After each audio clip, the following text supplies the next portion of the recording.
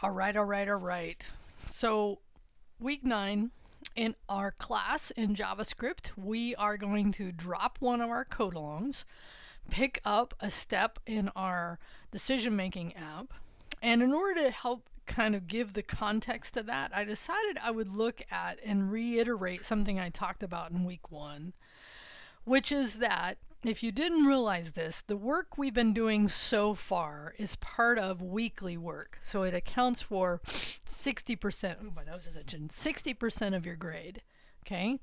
So the work we've done so far and the work we'll do to the end, meaning the code alongs and the code discussions, that's 60% of your grade. 20% of your grade comes from your development project, your decision making app. Okay? And we'll have 7 different submissions, 7 different steps that will make up that 20% that we'll start this week. Okay? And then one code review that will, I opened up the window for code review. I've talked about that. I'll talk about it again in week 11 because that's when it actually opens. And in order to do a code review, you have to be current and have up to step 3 done in the decision making app process. Okay? So, and in this case, right, I'm just saying, helping you understand right now how this class is organized as far as the grade. Because, of course, I suspect we all want a good grade, right? And sometimes it's like your grade is your goal, and your goal will vary based on what you're attempting to do. But what I want you to be able to do is not only pass this class, but I want you to have some coding skill.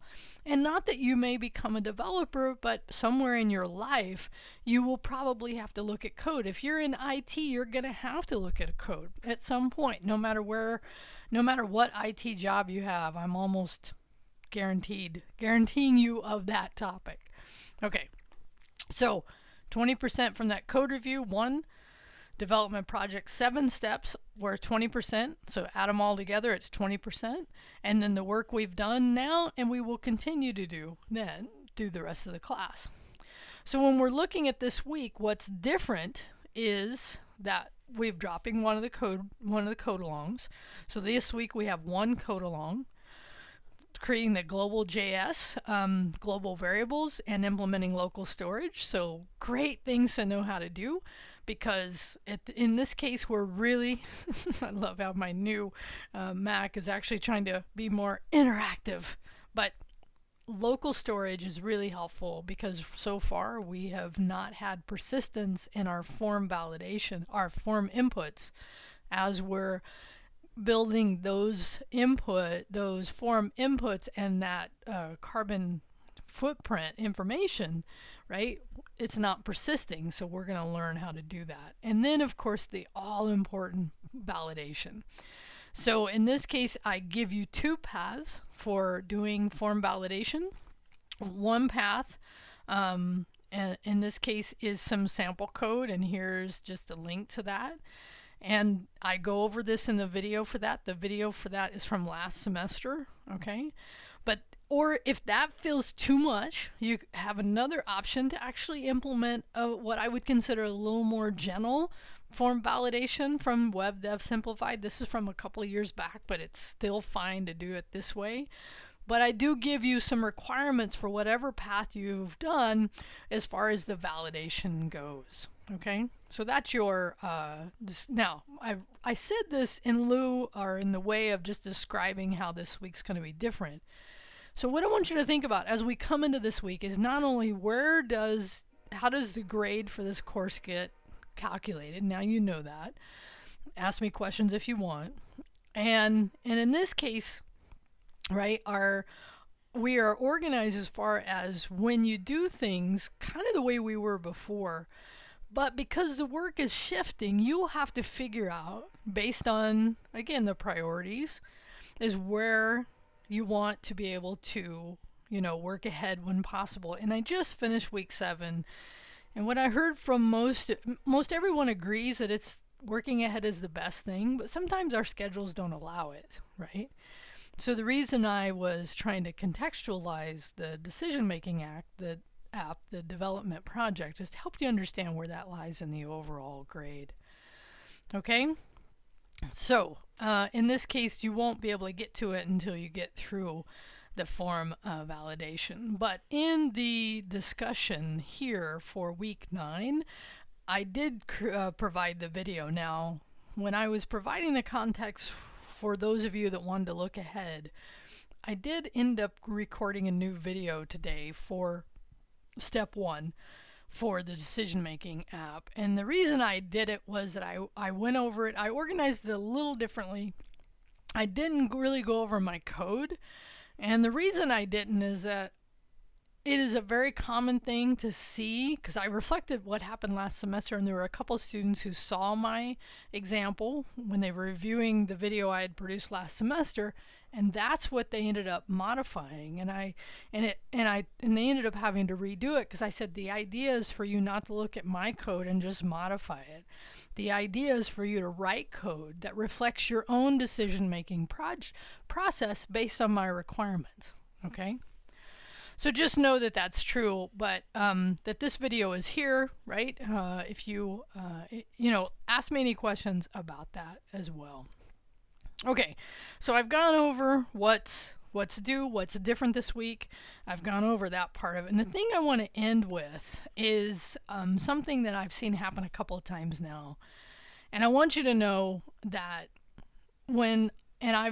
I accept responsibility. There's been times that my instruction needed to be more clear. So this week in our code along, I ended up here in our code along modifying this to include another commit, because the idea is that you code along with me, you commit, you then, and in that last video, I generally cover here's your code challenge. Then I have you attempt the challenge, commit that code, right? And then watch the solution and modify code where needed. And the reason I do that is so I can clearly see your attempt at the code challenges. I've talked about the importance of the code challenges, right? And, the other thing is that, and there's something really important I want to say about being in IT, right? Because so I had a good conversation with one of the students in this class. I'm not going to mention their name, about using ChatGPT. Because one of my commit messages is like your code. And if you're using ChatGPT, is it really your code? Not really, right? So in the comments, say that. Because as part of being in IT, and maybe this is what you could reply to, I have been in IT for years.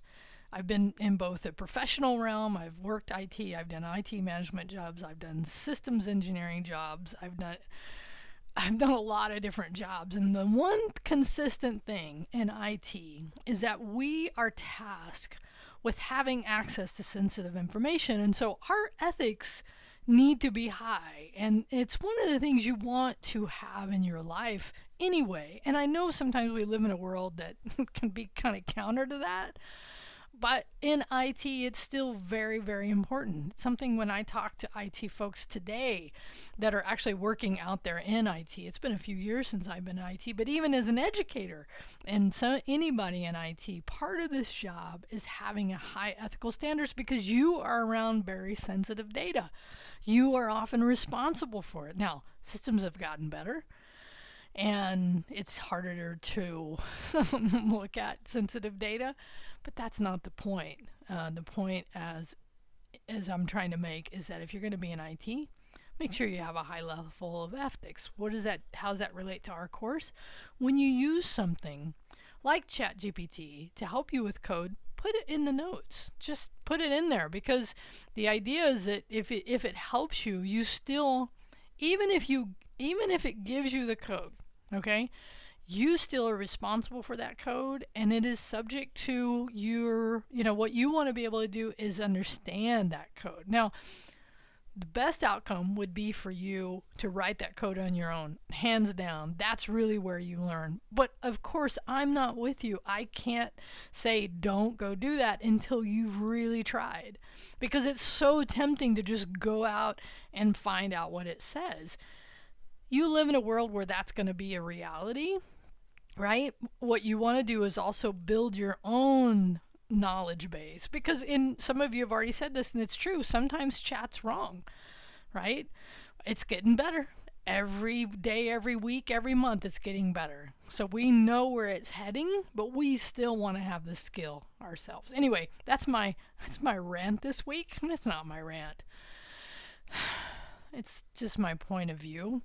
One that is based on the experience of the importance of ethics and the importance of being, when you do something, if you use something else, just put it in the notes that you did.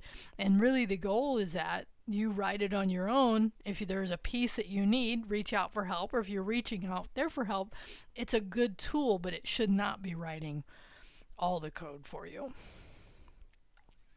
Anyway, enough from me. As a reply, what could we do as a reply?